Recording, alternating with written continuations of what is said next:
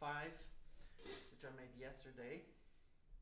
And as you can see, I try to hit it in a weird spot.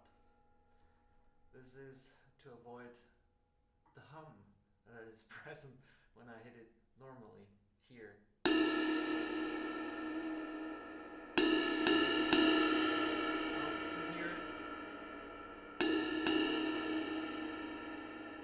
And I think it's coming from here, close to the bell. There are some weird notes around the bell, and it feeds into the all-over sound of the cymbal. So that is not okay. This is something I have to take care of. So the cymbal is still pretty heavy, 2561, 2561 grams, almost 22, a little short. The profile is pretty medium. It has a tendency to flat out here, so instead of having a hook, it almost dips. It's really, really straight from here to here. So what I'm doing is it has a lot of top tension, almost too much. So there is a lot of room to hammer from underneath. And I think I add the slightest, a hook, but ever so slightly, so turning this into this, but not too much. And by doing so, I'm hoping that it will actually stretch out the whole body a little bit. Maybe that's even enough to take care of the hum. And since it's a commission ride, the customer wants it lighter anyway, I'll do some lathing,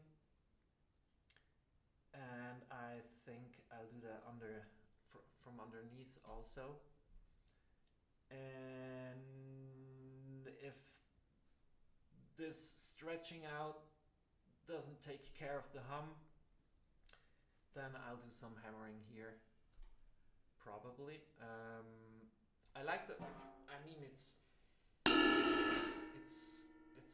clunky, but also washy in a weird way.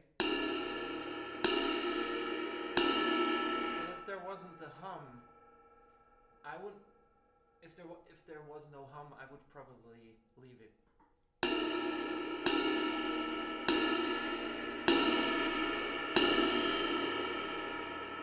Yeah, so let's see how this goes, and I'll come back to you.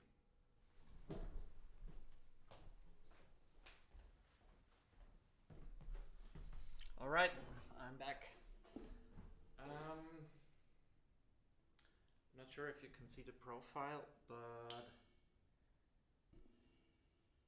yeah, the tendency of flatten out here is gone. I wouldn't say this is a hook, maybe a hint of a hook, partially. It doesn't, it's a little out of whack, but maybe acceptable, in acceptable range. And I hammered from here towards the edge, from the underside, and then I went even further back up, or yeah, like here, and hammered from the top towards the edge. I'd say it's a little softer,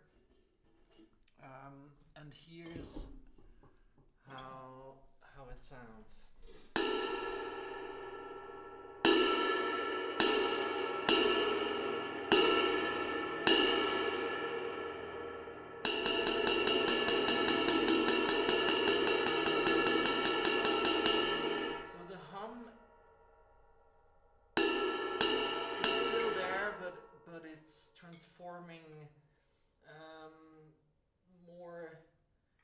something like a wash sound. So I'm pretty happy with that.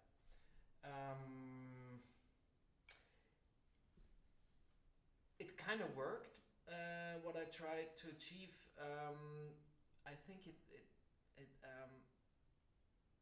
yeah, hammering from here towards the edge, from top and bottom, did stretch the cymbal out a little bit, also here, but there are still some weird notes here around the bell.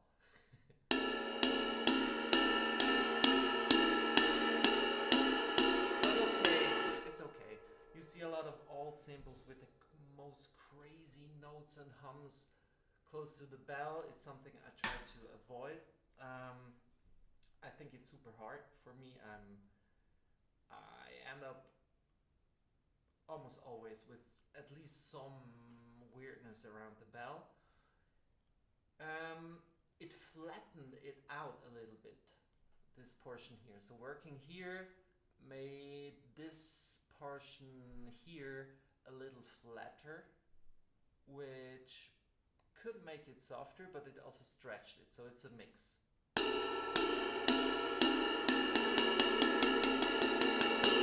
But I think the cymbal sounds much quieter in a good way.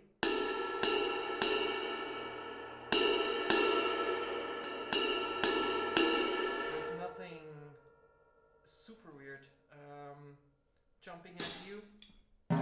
So here's another one, which I consider finished, number 20. And just to show you how weird it can get here.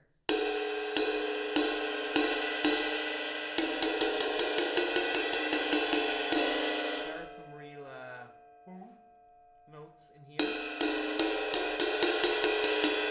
But when you play it in your main playing surface, it's gone.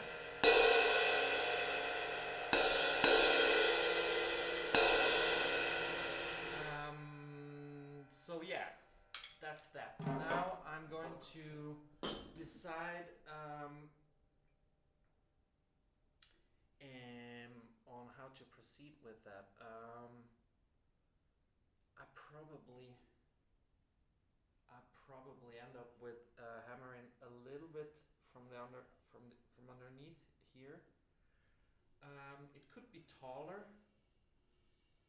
and it is not perfectly symmetrical, but it's a start. I think it's in a good place, better than before. Nothing drastic. The hammer, you can see the hammer marks, but they are all flat, almost flat profiled hammer, not whacking it super hard, just a little bit. I don't like this finish at all. I don't like overhammering.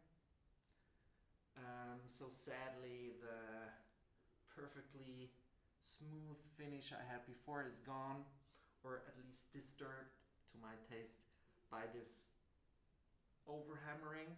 I just don't like it, but I don't know yet how to avoid it. Even when I have a cymbal that is pretty well shaped, I then go to the lathe it, and it comes out a little different than before, and I have to correct some things. And most of the time I try to do it with flat hammers and then retouch it with a little bit of lathing, so the hammer marks fade. Yeah. So yeah, I'm going to work on this a little more, and I'll be back.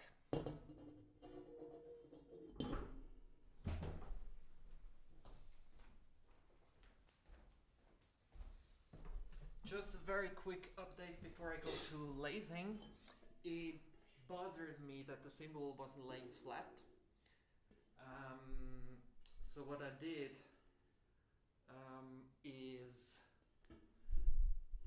the floor and then see where the cymbal would not touch the ground, and it was a range like this big with a clear center, and I marked it here, and then I did this. Maybe you can see these three little hammer marks with a rounded hammer, pretty forceful, almost on the transition, just a tad outside, and this kind of raises this portion, and it goes a little bit like this. So this will raise and this will drop, and sometimes even one good smack is enough. I did 3, and now it's flat, or at least, yeah, it lays flat on the ground, but it's not symmetrical. So there are zones where there's more curve, and then on the opposite side a little flatter, and I can see that the bell is very slightly tilted. And what I've learned from this little experience I'm having is that I leave it alone.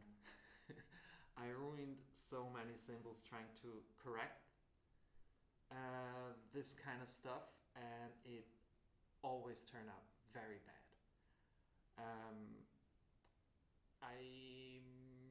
There's only so much you can do to bronze at a certain time. Hammering, rehammering, it thins out, it gets weak, and it's worse than before. So I'm happy with a cymbal that isn't perfectly symmetrical in shape. It's still not flat on the opposite side. It's still curved. There are no flat portions in the curvature, and the cymbal lays flat, so that's good enough for me. I don't bother. I just let it be. That's that. Now, I didn't do anything else, and I think this is enough. I'm happy with the shape, so I'm going to lathe the cymbal now and remove some of the weight, since it's more curved and there is more room to take material away without the cymbal becoming super floppy. So I can go in and remove a little bit of weight. I'm going to do that, and I'll be back.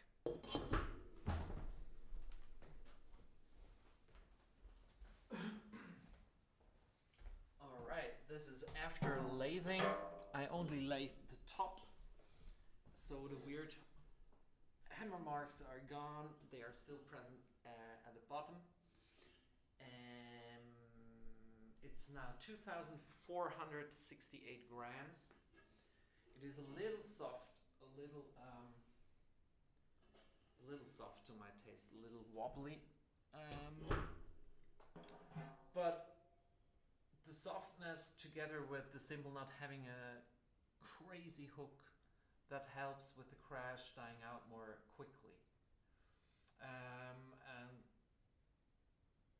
It's a cymbal that still has some weight, but it crashes pretty easily because of the tapering. And there is a pretty hard tapering going on, and this is how it crashes. There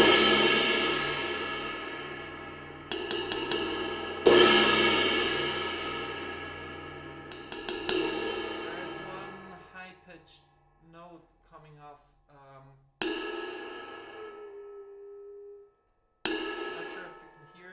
I can hear it from here, but when I move over here where the microphone is, I cannot hear it anymore. So I had this before with another cymbal, and it basically went away over time. So I'm hopeful that this is going to happen as well with this cymbal. I think I'm going to finish it off, or do the last little modifications and stuff together with the customer, so we can dial it in exactly where it needs to be. I leave it now, I let it rest, and yeah, let's go from there.